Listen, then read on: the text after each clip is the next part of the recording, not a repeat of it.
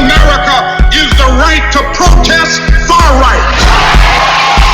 How can I pledge allegiance to a country built on lies? Or raise my children to believe they're equal in its eyes? My leaders are assassinated for speaking their mind. So justice never tilts my way. I thought that she was blind. Isn't this America?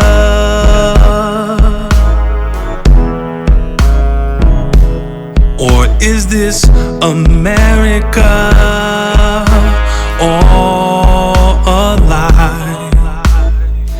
Well, I don't know what will happen now. We've got some difficult days ahead. But it really doesn't matter with me now, because I've been to the mountaintop. Looking in the rearview mirror, terrified by lights, waiting for these paper laws to play out in my life.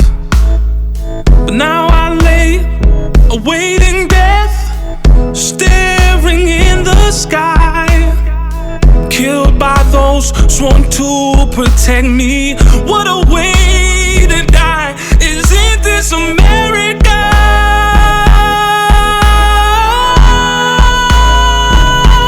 Or is this America all a lie? Like anybody, I would like to live a long life. Longevity has its place. But I'm not concerned about that now. I just want to do God's will.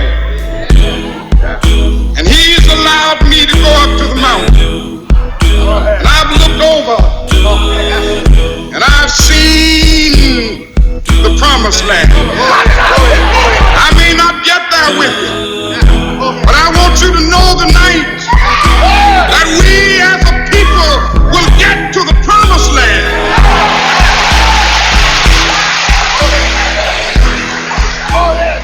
So I'm happy tonight. I'm not worried about anything. I'm not fearing any man. Mine eyes have seen the glory of the coming of the Lord.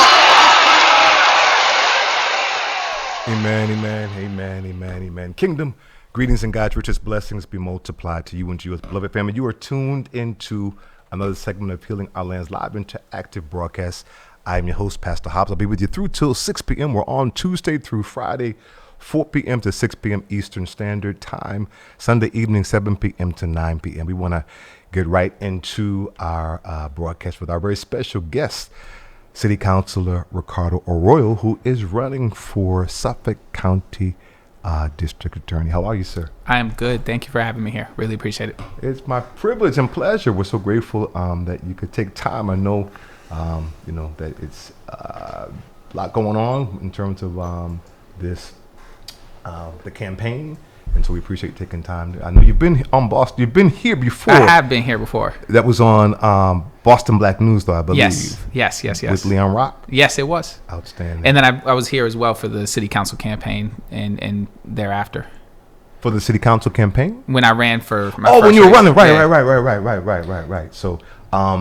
So, but this is your first time, I believe, since you have been elected. I believe so. On Boston Praise Radio and TV Network. Yes. So we're so pleased that you were able to be here, and so tell us. I'm looking at some of you are enjoying the endorsement of our Mayor Wu. So congratulations. Thank you for that. Yeah, outstanding.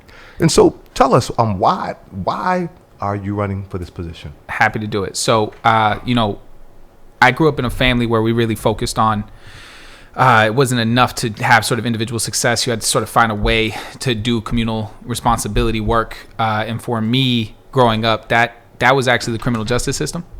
I wanted to be a public defender. And so I went to school basically to do that, came back, went to law school out in Chicago, came back to be a public defender here in Massachusetts. I was a public defender in Essex County. and Suffolk County, where I represented hundreds of folks in district and superior court. And I got really upset, frankly, with the way in which our system works. It's very arbitrary. Justice is very arbitrary in this country. And so it really mattered who your judge was that day, who your DA was that day, who your defense attorney was on that given day. And so I wanted to sort of approach those things from a systemic policy-based approach. And so that's why I ran for the council. And on the council, we were able to really address some of these things. I declared racism as a public health crisis as my maiden speech and tried to really advocate to get resources into community and move those kinds of efforts. I did the facial recognition ban along with now Mayor Michelle Wu, because we understood the racial bias and the way that it operated, specifically for Black women. The police surveillance oversight was mine. That dealt with the fact that we knew that there was surveillance ordinance that was being purchased by the Boston Police Department, but not being cleared essentially with the city. And so different things like that on my time on the council.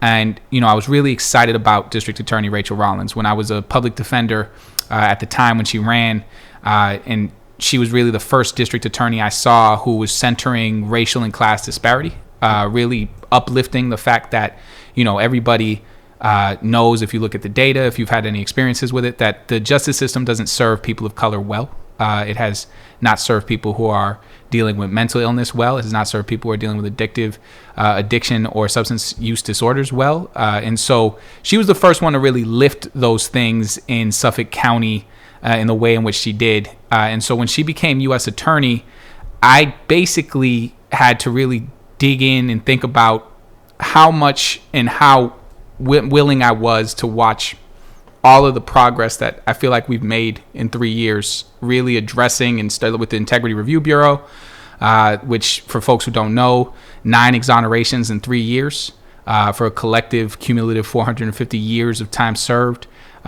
Things like that. She created PUSH, which dealt with unsolved murders. We have a really poor clearance solve rate for homicides, especially when the victims are Black.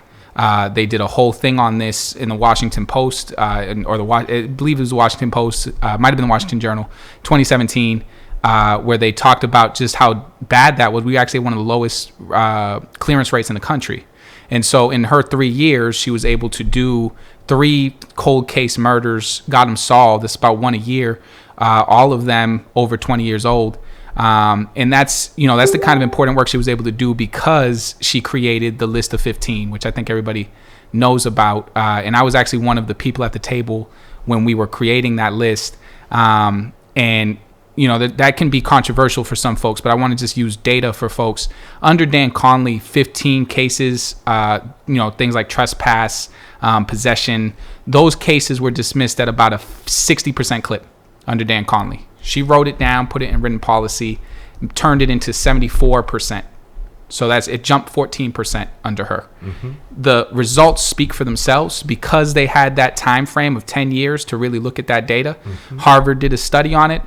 Multiple people did studies on it. And basically what they found was if you had your case diverted and you were on that list, 64% less likely to ever appear before the court again with a misdemeanor, 74% less likely to ever appear before the court again with a felony within that 10-year frame where they could actually trace and track these. And so it reduces crime. It gives people a way to stabilize themselves. And when I was a public defender, I thought that was really, for me, the best form of accountability is change behavior. And the best way to get change behavior is to give folks just sentences, just outcomes. In some cases, it's not even sentences, it's diversion and resources. And so I saw this as a real moment where we have to make a decision as to whether or not we're going to continue to do the things she did. There were things that she didn't even get to, like, for instance, on her platform, it's one that's on my platform as well, is removing bail for nonviolent offenses. Mm-hmm. I saw so many people have different outcomes because they were held on small bails, and it makes a huge difference, which I can get into later, but it makes a huge difference in terms of the outcomes of your cases and the micro biases that get applied to you if you are coming in a jumpsuit and in cuffs, or if you are walking in with a suit next to your attorney.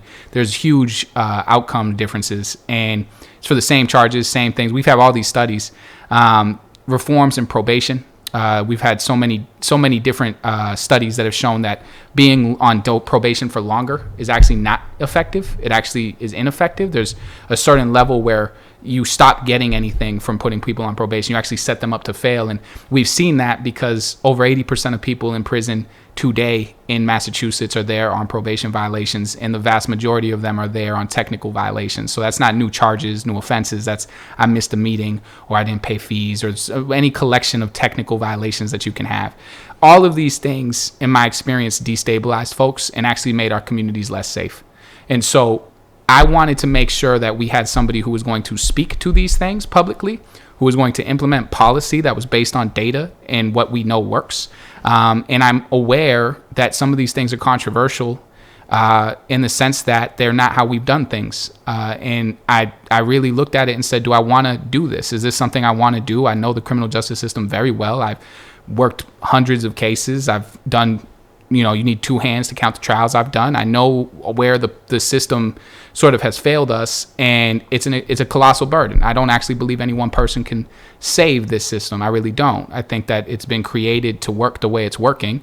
And so the most you can do is really harm mitigation and try to make it the very best version of itself it could be, which is a colossal challenge. But I think that's something that I was, unwilling to watch us step back from the work that Rachel has done. And, this race is really just me versus the interim, who has taken sort of different stances on this. He's sort of danced on some of these things, and we can talk about the differences and distinctions. But one of them is on the list of 15. I am going to continue to implement that. It will continue to be written policy. We've seen that it works, and frankly, it's had a causal reaction. And so for folks to understand, it's called the do not charge list. It's really a rebuttable presumption list. So 1 in 4 people are actually charged when they have those offenses based on the cases that they've had in the past, or if there's some adjacent charges to that. But 75% of the time, those folks aren't charged. And what we've seen is a dramatic decrease in how many times they come back to the system. And so it's effective. And so if you're going to take away policies that are effective, I think that requires more defense than keeping effective policies. But because we're so used to the criminalization of these things, because we're so used to sort of a conversation of penalties and punishments as the only form of accountability, that conversation about keeping these things is somehow more controversial, even with all the data that shows it works. And so I wasn't willing to not let somebody carry that. And right now, it's just 2 of us in a race. So I made a decision at that point that we get 20 to 25,000 cases in Suffolk County a year. 2025, it used to be 30 to 35. It's now 20 to 25,000 cases. That's in 4-year terms. That's 100,000 people just with charges. That could be some of the same people because cases can be multiply charged. They can have multiple charges on one person, but that's 100,000 people, their families, if there's actual victims in that case, victims and their families that this office touches in one term. That's a lot of impact. And I thought this was a chance to really do good work and really continue to push us forward as a sort of beacon to the rest of the country and the rest of the state to really get these things done. And I'm happy to dive into any aspect of anything I brought up. This was a lot. It's not really so much about me as much as what the work I'm trying to do and get done looks like today in 2022. So that's why I ran, because I think those things are too important, too vital to our communities. It's too much to give up if we do. And I didn't want to wait 8, 12, 14, 15, 16 years to have a conversation again about really doing this in a public way and really having somebody champion these things and lift these things up. So, District Attorney, former District Attorney, Suffolk District Attorney Rachel Rollins. First of all, we know many of us know that she was not the heir apparent. No, she was not. She was not. But she was the elected person. The people clearly spoke. Yes, actually. And, if you look at that race, it's an interesting race because there were 5 people running. There was a former public defender who managed ROCA, Shannon McAuliffe, who ran. There was Ivandro Carvalho, who was a former prosecutor but was running on a progressive prosecution platform. And there was Rachel Rollins running on a progressive prosecution platform. And then there was Linda Champion and Greg Henning. And, I think Linda Champion and Greg Henning's platforms were basically sort of the same. And so 2-1 folks voted in that race for somebody who was progressive, somebody who was going to do these things. Rachel, out of that field of 5, even more so. Just I think it was like a 15,000 vote difference between her and Greg Henning. I believe she had like 35,000 votes to Greg Henning's 20,000. Greg Henning at the time was running as the head of the gang unit, somebody who had taught in schools for a year but was sort of endorsed by Dan Conley, had come out of the office, thought that we had places we could go further, but more or less the system was working well. And I think that was, a wake-up call for a lot of folks that when the community was given a choice between do we actually believe that this system is working well for all of us and for our communities or not, they really rose up and picked Rachel Rollins. And I think a lot of what resonated was that Rachel was speaking about a lot of these things that often go unsaid, about the fact that we know that you can have two people, if one's of color and one is Caucasian, and they have the same charges and the same history. Unfortunately, for reasons we all know is embedded in white supremacy and racism, you're going to see different sentences and different treatment. If you have, if we talk about cash bail is really a way to criminalize poverty. If the only difference between you being in jail or out of jail is you have the money to pay for it, and then we have all these studies that show, because I said I'd go into it, so let me go into it. We have studies that show this, and it makes perfect sense. If I had a client who had an offense that didn't involve jail, like pleading guilty would not get you jail time. It would get you perhaps probation. If it didn't get you probation, it might get you restitution, but it wouldn't get you jail time. But now they were being told bail's $1,000, and they said, well, I can't pay $1,000, so now I'm going to do jail time for the conclusion of my case. I can't afford to do that. I'm just going to plead guilty today. And so you had folks giving away constitutional rights that, by the way, weak cases, because they couldn't pay their bail. All right. Then you had a different situation, which is if you are coming into jail, if you're coming in from a jail setting and you are showing up before a judge and you are in cuffs already, you are in jail already. We have had studies that show that you are more likely to be sentenced to jail or stiffer penalties because there's a sort of a disillusionment with the fact that you're already on that side of it. So it's easier for them to make that call than if you're walking in off the street. We also have a reality where if you're out while I'm fighting your case on that side of it, I can put you into treatment. I could get you into programming, and I can make the case to a judge, Your Honor, my client, this person has been out for however long. They've had no new offenses. They've done these things to take care of their life. They've done these things to do that. And the judge will look at all of that and say, okay, this person can get a different sentence. But if you are in a jail facility, I can't get you into that program. I can't make the same arguments. And so basically the only difference separating somebody who has a bail or a non-bail, the ability to pay bail or not pay bail, and you get so many different opportunities to now have a different outcome. If the only reason that's the case is because you literally have no money, that's criminalizing poverty. There's no other way to talk about that. And so, obviously when we're talking about violent offenses, we have dangerousness hearings. We have the ability to set bail on those things. But if we're talking about non-violent offenses, there's no reason why somebody should have to have their constitutional rights stripped away from them or have what we know are racist, classist, sort of outcomes because they're poor. And so these are like things that I realize, other than District Attorney Rachel Rollins, I don't know that I've ever heard another DA talk about them. And part of what folks don't understand is this is sort of, or do understand, but really I think is a bigger thing than folks fully understand, is it's really important to have the chief law enforcement officer of a county pushing for reforms that lessen racial inequity and class inequity. Is super important. So when you have people at the state house or in municipal office like Mayor Wu, or if it's in the federal in Congress and the Senate, you got folks like Warren and Mark, you've endorsed me, pushing for those reforms. There's a validator in having the chief law enforcement of their county say this stuff matters, it works, it reduces crime, it reduces inequity. And we haven't had a lot of district attorneys in my lifetime besides Rachel Rollins willing to speak that way about these things. And there's a lot of power in being able to point to that. And so, those were the things that I had to really sit with, was how is this role going to impact people? If I were not in this role, what do I think we would still be able to accomplish? Is it necessary for me to run? I came to the conclusion it was necessary for me to run because Frankly, the interim has already scaled back some of those things. We had a chief information officer whose job it was to figure out how to collect data. There's a real data collection problem. One of the great things that Rachel has done and that I pledge to do is to make all my data available. In other words, if my policies aren't working, you'll know, because they're going to show that, he's doing this, but it's not reducing recidivism. He's doing this and folks aren't showing up to court. He's doing this and crime is on the rise. You're going to see all that data, but I actually don't think that's what that data is going to show, because I've had years of experience, hundreds of clients of experience knowing that these things work and that we get better outcomes. And so I think that data is going to prove that we need to do this. And my hope is that when that data proves that this works, like it did with the list of 15, it becomes harder for other counties in the state, other prosecutors in the country to not do this, where you have to basically say, why aren't you doing things that reduce crime?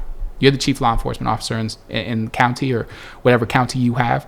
Why are you not instituting policies that are known to reduce crime? And so all of that data needs to be made available, but we don't collect a lot of it. And so the chief innovation officer that was let go in the first week, that was their role, was to work with higher ed institutions, to work with sort of nonprofits, to collect that data, to collect methods of sharing that data, and also collect data itself and create mechanisms to collect that data. I'll give you an example. We've had 9 exonerations. There have been officers involved in those cases that have hidden evidence, that have lied. And that would probably make somebody say, well, why don't we look at all their cases? Well, it turns out we don't keep that database. So when I'm talking about data, that's what I mean. And so in order to correct a lot of these problems, you need to actually be willing to be held accountable for what the data says and what it is. And so you have to create mechanisms to do that. And so these are sort of culture change things. So removing that was a problem. We have the Integrity Review Bureau. It's been run by a man by the name of David Lewis. 9 cases. I told you his track record. 9 cases, 3 years, 450 years collective of sentencing, exonerated. First month, demoted. Right? So I'm seeing these things. Stephen Pina is a case. You can Google it. Did 28 years. Judge Krupp came out, said, look, there was prosecutorial misconduct in this case. There was police misconduct in this case. Sent him home. He's home right now, but the case isn't over because the Suffolk County District Attorney's Office, which under Rachel Rollins had submitted this case for review so that it could be so there could be an exoneration here, has not assented to a new trial in that case. And so there's a lot of differences. And so for me, I don't regret a single day being in this race because, I'm hoping to be the next Suffolk County District Attorney. But if I'm not the next Suffolk County District Attorney, it is my hope that we lift up these things and make these things more public, more understood. And I think the fact that I talk like this, and I still have endorsements from Mayor Michelle Wu, Senator Warren, Senator Markey, half of the city council, half of the Chelsea City Council, councilors from Revere, state reps, state senators, shows me that there's power in talking like this. And so, that I'm going to continue to do it. I'm going to continue to put these things in action. I think there are good folks at the district attorney's office that are hoping to continue the kind of work that Rachel was doing. And I really do think that this is something where, we were left in a good position by District Attorney Rachel Rollins, now U.S. Attorney Rachel Rollins, where a lot of the groundwork for this has been done. She got a lot of pushback, but because she was open with her data, because we've had studies, we know it works now. So one of the most controversial things that people know about Rachel Rollins has been proven to be successful.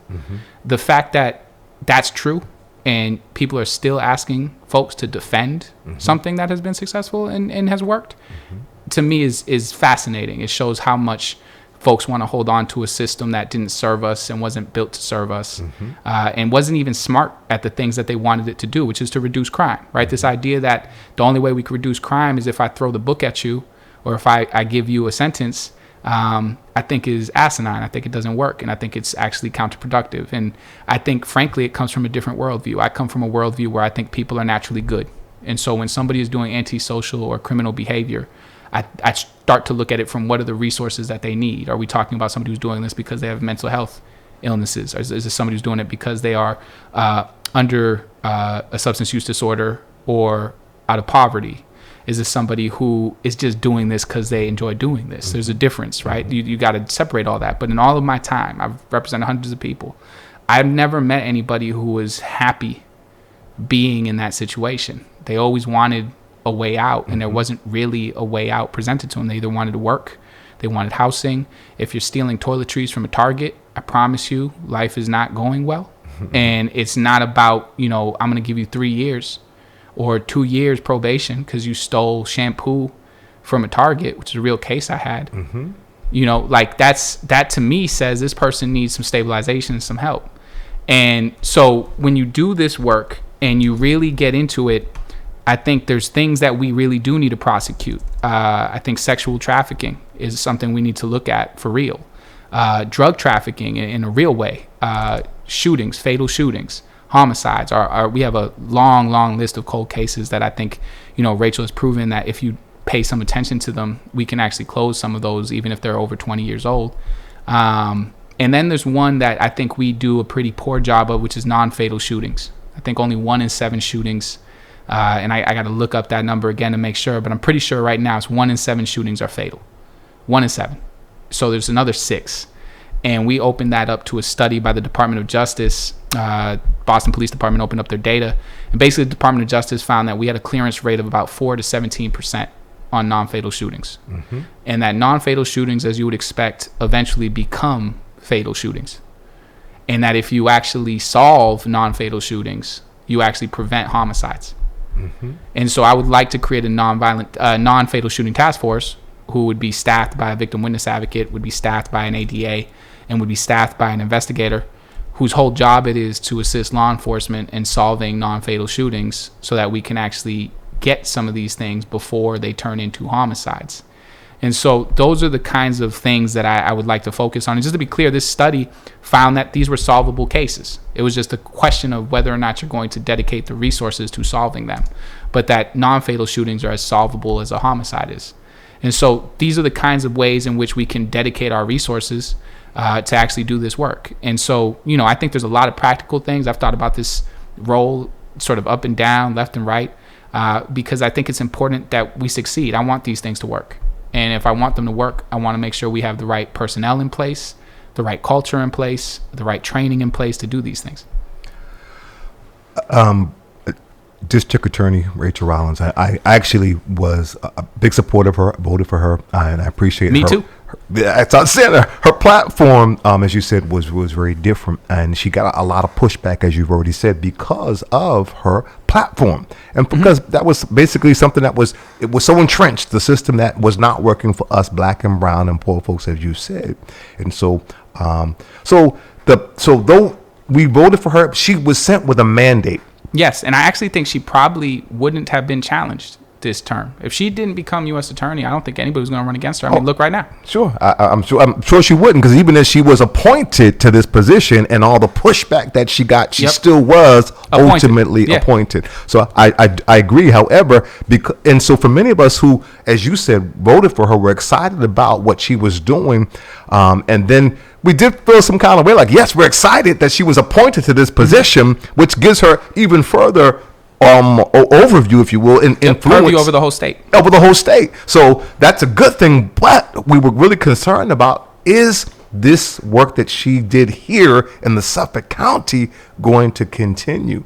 And so when Governor Baker appointed Kevin Hayden, we're wondering who was going to be the appointed person. And so this is a person of color. He's a man, a black man of color. And, for that's been, as you said, racial and class has been a big thing. He has this long history of specifically, professional life and serving the public, seeking justice. He says keeping communities safe and vibrant. So I saw there was an article in the Globe in response to Mayor Wu's endorsement of you, and Adam called my experience into question. Yes. So talk about that. What would you say to that? So, I think there were a couple things there that I would just like to correct. The first one is, I think we all agree Rachel Rollins was a fantastic district attorney. Absolutely. Rachel Rollins would tell you right now, I have 100% more experience in criminal courts than she did when she came into the job. She, I think, was a 303 attorney. had done prosecution for 6 months at the U.S. Attorney's Office, which was civil prosecution. But in criminal courts, she'd only been there as a 303. And I know she would tell you that because I've spoken with Rachel. I know Rachel very well. We've had a lot of conversations throughout her tenure. I think she would count me as an ally in the work she was trying to get done. And we had actually worked together on the list of 15. So I think she was phenomenal. And so, what I will say is I represented hundreds of people in district and superior courts. I've had multiple. I've never lost a trial. You need two hands to count my trials. I've never lost one. I've done motions to dismiss on anything you can think of, motions to suppress on anything you can think of. I've not done a murder trial. That's true. But I don't think that's the qualification of what you need to be a district attorney. I think a lot of this is vision. I think a lot of this is your ability to implement that vision, to manage and do that work. I think he said I had no managerial experience as I manage an office right now. And just to be clear, I'm managing an office that Dan Conley managed. It was the only qualification he had was that he was a District 5 city councilor before he was appointed to the district attorney's office where he was Kevin Hayden's boss.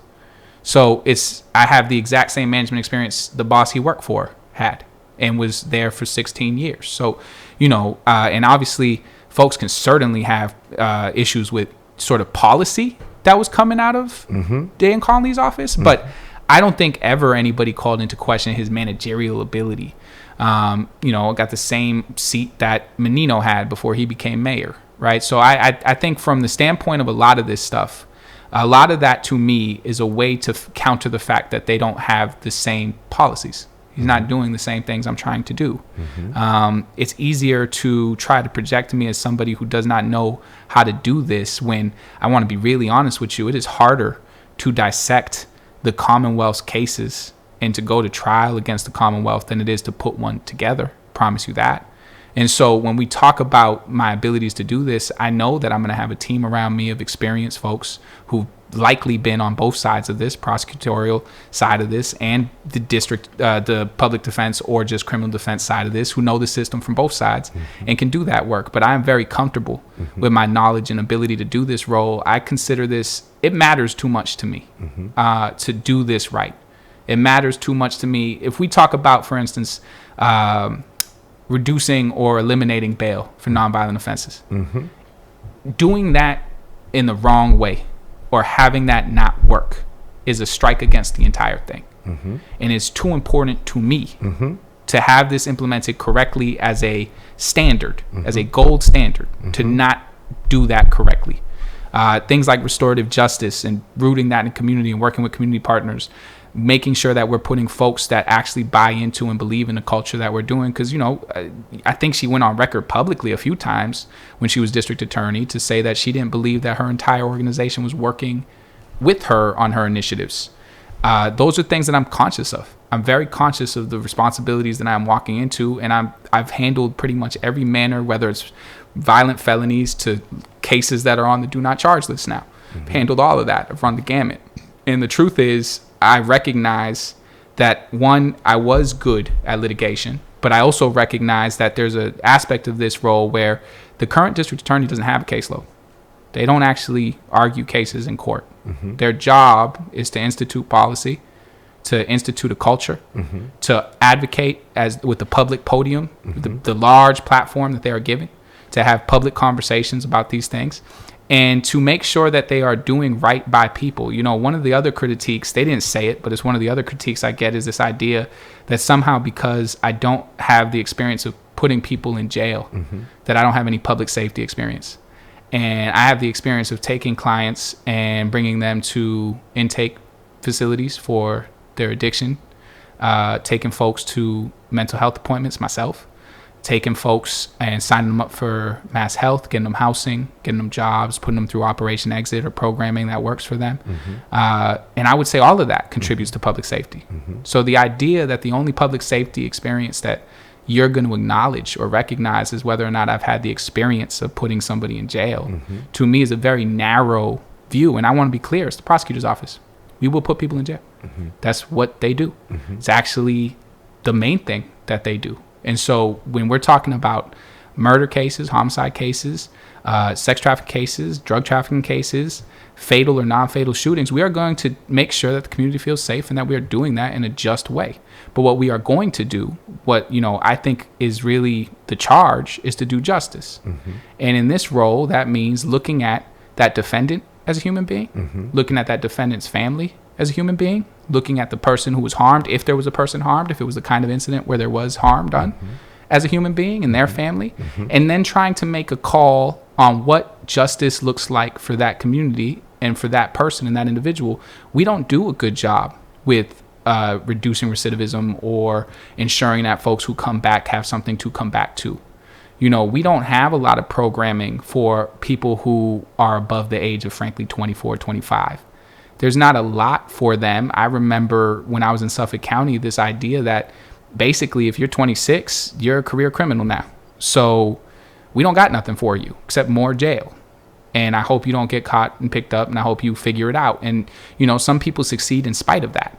And I would love to see what happens in our communities when you aren't fighting that battle, when we're not putting probation fees on you. We're not keeping you from being able to stay employed because we think that it makes more sense for us to have you in court twice a month or whatever it is. I think that the reality is our job is to give people tools to stabilize their lives, because everybody who comes to our courts in a criminal sense is usually facing some instability. It's often the lowest point of their lives. And so what we are trying to do is make sure that we are protecting folks who need it, who deserve it, while also making sure we are doing justice by that individual, because 90-something% of folks come back to our communities. And if they are coming back to our communities, then we need to be really smart about how we do this. And, you know, I think there's ways to do that are data-driven. There are ways to do that are best practices. And I think a lot of what we're trying to do is bold in the sense that it's not how it's often talked about. It's often attacked because it's different than how it's been done before. But if how it's been done before has been so great, why do we have all these disparities? Correct. Why do we have all this distrust with our system? And I think that a lot of that, and just to be clear, you know, I was one of those folks that when Rachel became U.S. Attorney, I was worried. You know, I'm glad for her. I'm excited that she has that role. But you're touching 100,000 lives every 4 years, and I thought she was brilliant. And so from the standpoint of where we are right now, my standpoint on this was I'm not willing to lose a single step of progress we've made. I know that there's more fights to be had. The things I've just said on here, like this is recorded, right? Like I know what I'm saying when I'm talking about making sure that we're not that we're not overcharging folks with probation, you know, giving people 5, 7, 10 years of probation.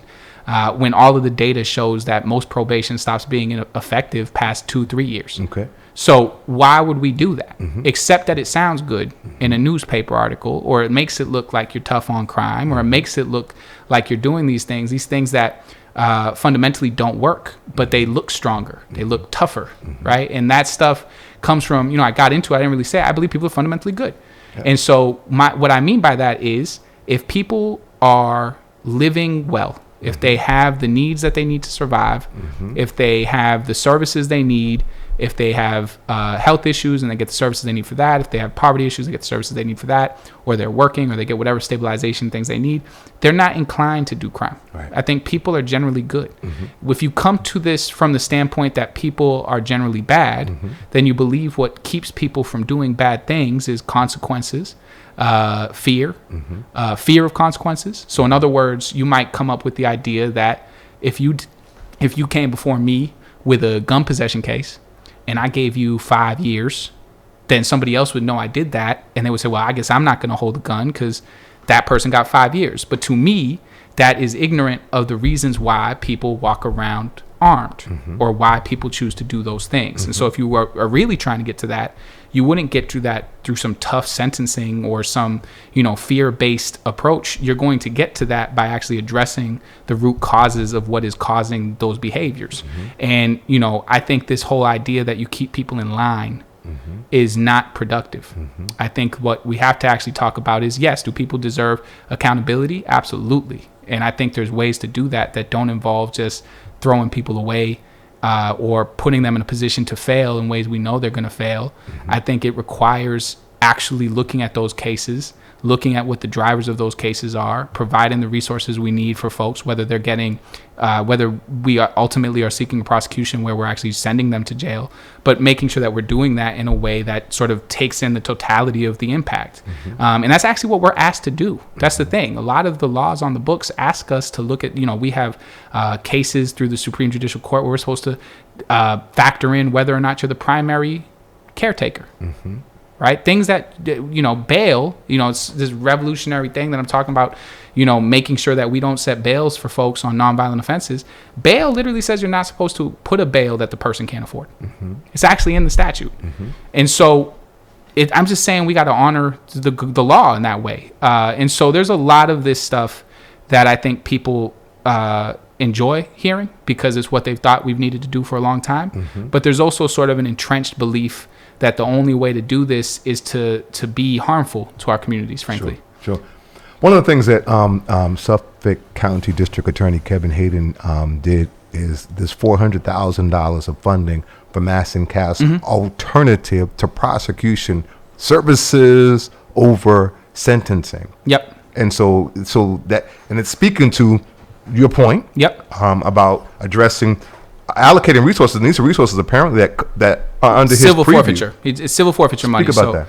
So two things. What it did was it created.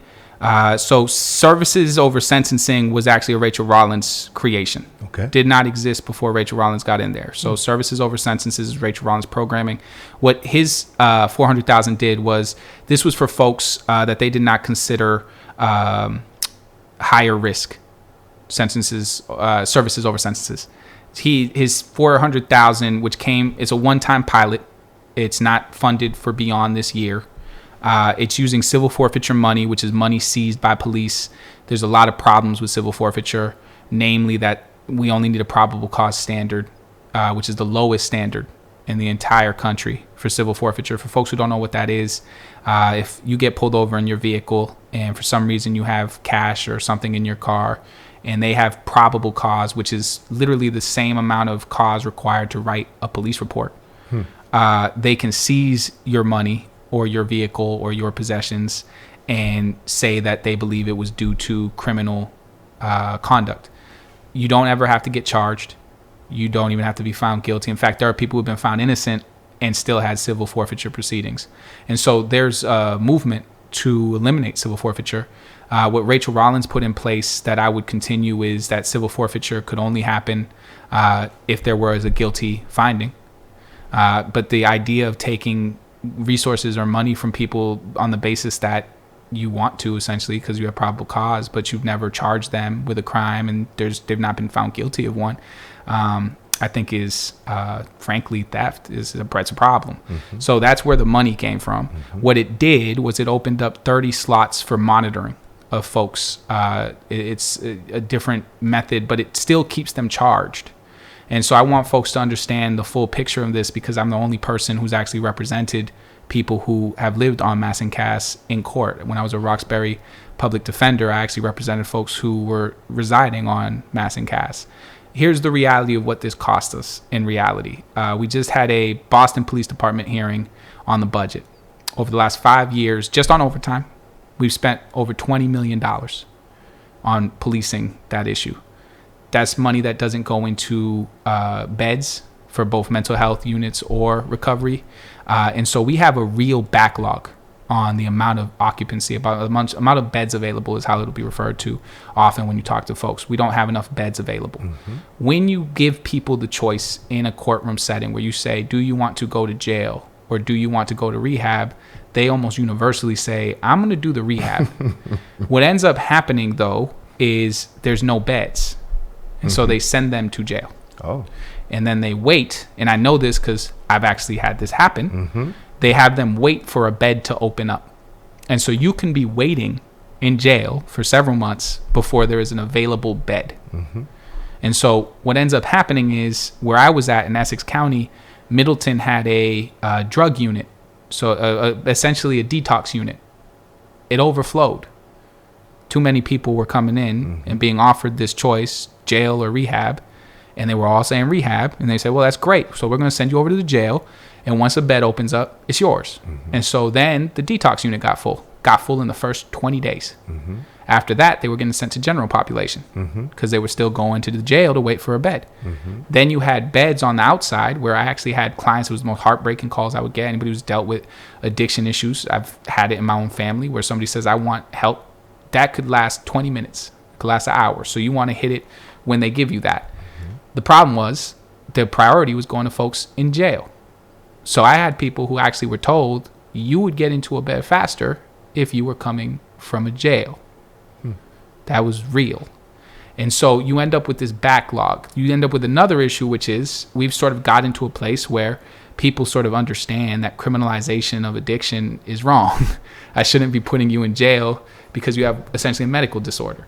And so what ends up happening is when folks miss a drug test or they miss a meeting or they miss something like that, rather than impose the entire sentence, what a judge will often do is say, we're going to hold you for a probation violation hearing. And we're going to hold you in jail until that happens. So that's your punishment. You're going to be there for 2 weeks, 3 weeks, however long it takes us to get this hearing, never more than 30 days. In that 30 days, though, you're losing whatever job we got you, whatever housing we got you. You're getting separated from your family. And it all costs money. And it's all ineffective. And so if we're really going to do this, it's not enough to just say rehabilitation or jail. You have to take jail off the table. I don't believe coercive treatment works. I've never seen it work. So in order for this to work, it actually has to be voluntary. And, we did this literally last year. There was a policy put in place. Sheriff Tompkins talked about it. At the time, Mayor Kim Janey talked about it. I was the only elected official who opposed this, which was a special court that was going to essentially handle cases on mass and cast and put them in the Suffolk County Jail. At the time, I was the only elected official who talked about this, and I said it's not going to work because here's the other problem: folks who come before you with a drug case can often have cases in other counties. So even against your best intentions, even against I want to send you to our detox center, but you have a warrant out for your arrest out of Worcester for some shoplifting case. I got to send you to Worcester first. Yep. So if they hit you with a bail, you're just going to jail. They're not sending you back. And so a lot of those cases were actually getting referred out to different counties and never actually reaching that final destination of just detoxing in the jail, which already is ineffective. And so, I think we have proven time and time again that our justice system is no way to address addiction. Sure. Does not work. Absolutely. So the idea of softening it by saying, I'm creating this program that's going to, for 30 new people, it's going to give them the opportunity to be on probation and see if they can, beat this. But the consequences are still jail. The consequences are still charges. The consequences are still criminalization.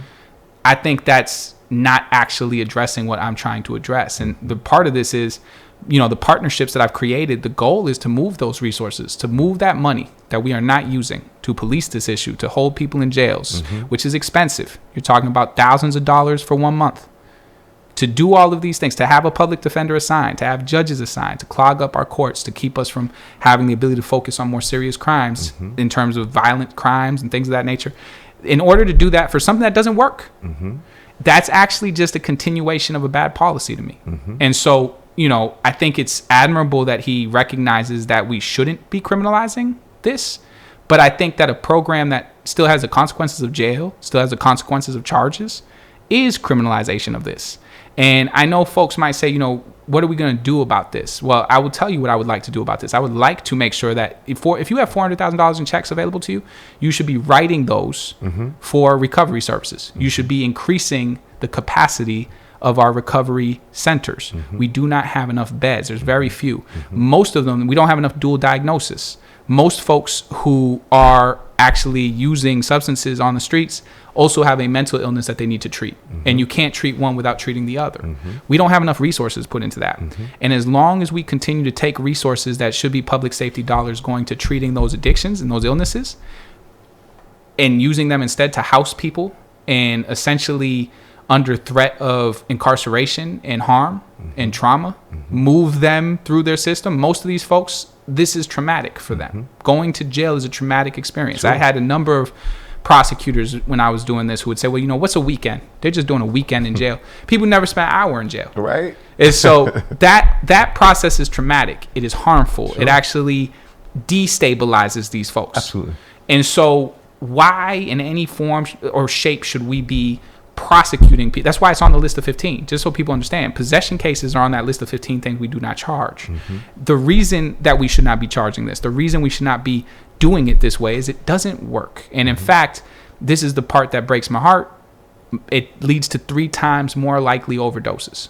For folks who don't understand why that is, opiate addiction is a special issue, because when you build up a tolerance and you detox on it, which could take about a week to detox, when you detox from it, you're back at square one. And a lot of times when folks are back on the street, they use at the rate they were using before, and it's an immediate overdose. And so when we are talking about this, I've only lost 3 people that I represented to this, to their addictions in that way. Every single time it was because they were forced into a prison or a jail to detox.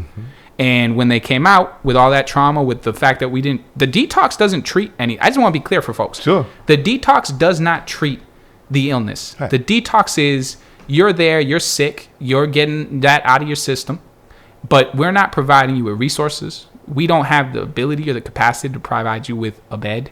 We don't have any of those things to address. We're actually not providing you with housing. We're not providing you with, in some cases, healthcare. That's where the public defenders had to come in. We had to fill out all those forms. We are not providing you with any of the things to treat it, and then we're going to release you and then see what happens. And it doesn't work. And so unless we're really honest about that, and I recognize people say, you know, when's enough? We got folks overdosing on the street. I agree. And that's why we need to start sending money that we are instead using to incarcerate, to put cuffs on these folks, to put them in jail, and spending, you know, I drove by there today. We had about 5 cruisers out there with their lights on. Instead of spending money on that, I would rather send all that money into these places. And by basically creating a situation where, as the prosecutor, I am talking like that, as the chief law enforcement agency here, and I'm working in partnership with all of these folks who've endorsed me to say, you have my support to take that money from our courts, to take that money from our policing and put that into these kinds of things. If I have $400,000 sitting around and I'm going to give that to something, it's not going to be to continue to police this issue. It's going to be to expand the actual services required to help folks win. Councilor, well, we've got a few moments up, and I really appreciate this. This has been an outstanding interview. I'm happy to do another one at some point. We definitely need to have a follow-up. But one of the things I wanted to ask you is with regard, I love the innovation, the partnerships, and you talked about faith-based partnerships. I don't think we're leveraging our relationships, our partnerships. I don't either. Enough to really do. We should be the model. I mean, this is the educational mecca of the world. Hospitals, you know, the people come from all over the world to use our hospitals, right? And so. And the faith community, I think, is a huge underutilized partner. I agree. And go ahead. I'll tell you one way I could see that working. I believe in restorative justice. I believe that restorative justice works. Restorative justice at its core needs to be rooted in community. I think that working with faith-based partnerships with nonprofits that we have, with people who service these specific populations, but these are a number of different ways in which you can create the community to hold folks self-accountable, to create that place for where restoration can happen, where healing can happen. You know, one of the things that I get hit on from folks who don't like that I talk like this is that somehow I'm anti-victim, that I'm not going to look out for victims. And what I always have to remind them about is, you know, a lot of my defendants were last week's victims. Absolutely. Victims become perpetrators. Yeah, cycles of trauma. Exactly. And so if this week they're so sacred to you that you are going to throw the book at this person, and then next week they are that person, you're throwing a book at them. Exactly. None of this makes any sense. Absolutely. And so truly doing this means creating restoration for folks. You know, I'm really proud to be supported by someone called Mama J, Janet Connors. Her son was murdered. She was one of the very first people to participate and sort of move forward with restorative justice principles. And she's backing my candidacy because she understands that being somebody who's willing to look at the totality of every person before us as a human being first, being somebody who's looking at this from how do we get to restoration? How do we get to justice here? You know, I grew up in a city. I'm no stranger to losing people to homicide. I understand that pain, that hurt. And the goal here is to try to find ways to restore everybody in that process. Absolutely. I don't think any of these things are anti-victim. I think they're pro that. I think it creates, especially when you talk about restorative justice. And I think for a lot of folks in our community, they are faith-based. A lot of folks in our community are deeply engaged with their church communities. Absolutely. And so if we bring in our church communities in that way as an asset, as a part of our restorative justice plan, as community partners, you're creating more community accountability. You're creating more pathways, not just for that person who committed harm to have a community around them. You're creating a community for the folks who have been harmed. Absolutely. So my hope is that we as faith-based entities who have worked, a lot of us are working intimately. That's what we're all committed to do as people of faith, is life transformation, heart transformation. And so I'm hopeful that we can be able to, there's some Healing Our Land in particular has gone through years of a quarterly community forum process to declare a state of emergency. We call it a state of emergency healing and empowering movement. And we heard from these underserved communities what they feel they need. And so a $100,000 line item was created in the Boston Public Health Commission or the Boston City budget to build infrastructure through the faith community and partnership. And quite candidly, though the line item was established as well as a state of emergency was declared and the plan of action was approved, it was never implemented. And so I'd love to be able to have a conversation with you as how we can use that line item to do what it was intended to do, that's connected to what you're talking about. And just to be clear for folks about the district attorney's office, right? It's 170 attorneys, but it's almost 300 employees. What a lot of folks don't know is that beyond just the prosecutors you see in court, there's a victim witness advocacy branch. There's a investigative branch, and making sure that places are working out of the silos of just partnering with law enforcement, but also partnering with these nonprofits, partnering with our faith-based community, partnering with the city. So for instance, we have an office of returning citizens. I was going to go there. Unfortunately, we're going to have to. We're going to have to do a part two. We got to do a part two because we're at the top of the hour, and I want to go to the Office of Returning Citizens. So, but unfortunately, I got to go to our station ID. No, I'm not mad at that. So we'll just come back and do another one. But I would just say, for instance, even under Rachel Rollins, the Office of Returning Citizens didn't really coordinate with the district attorney's office, even though Dan Mulhern, who was the first assistant there, used to run the Office of Returning Citizens. So there's a lack of having these sort of walls broken down. Yes. That I look forward to doing, because I think it makes us safer when we're all, and we're not a big, we're a big city, but I went to law school in Chicago. We're not that big. No, we're not. And so we should be able to do that work. Absolutely. So thank you for having me. My pleasure. Thank you. And we do definitely look forward to continuing this conversation, because we definitely have a part two.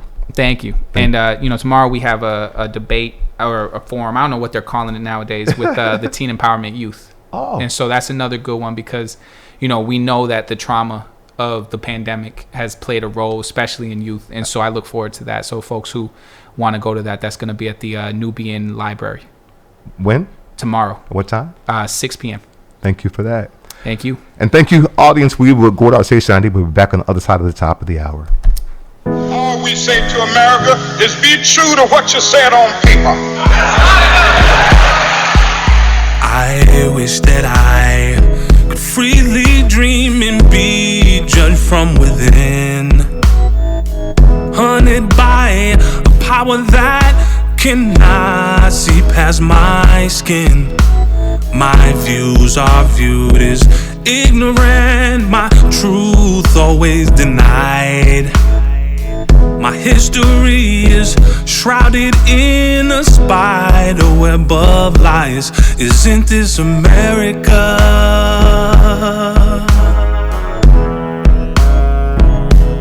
Or is this America all a lie?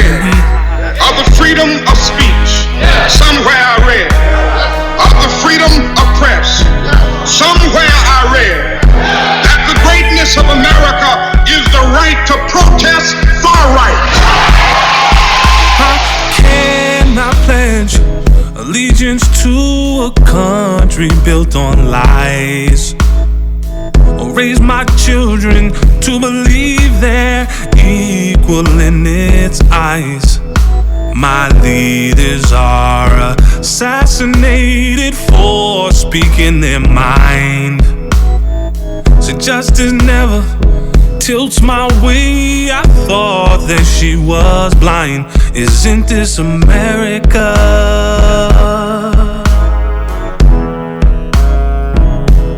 Or is this America all a lie? Well, I don't know what will happen now. We've got some difficult days ahead. But it really doesn't matter with me now, because I've been to the mountaintop.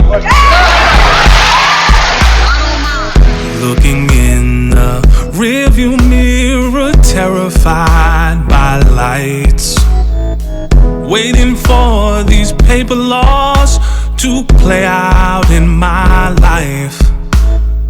But now I lay awaiting death, staring in the sky, killed by those sworn to protect me. What a way to die. Isn't this America?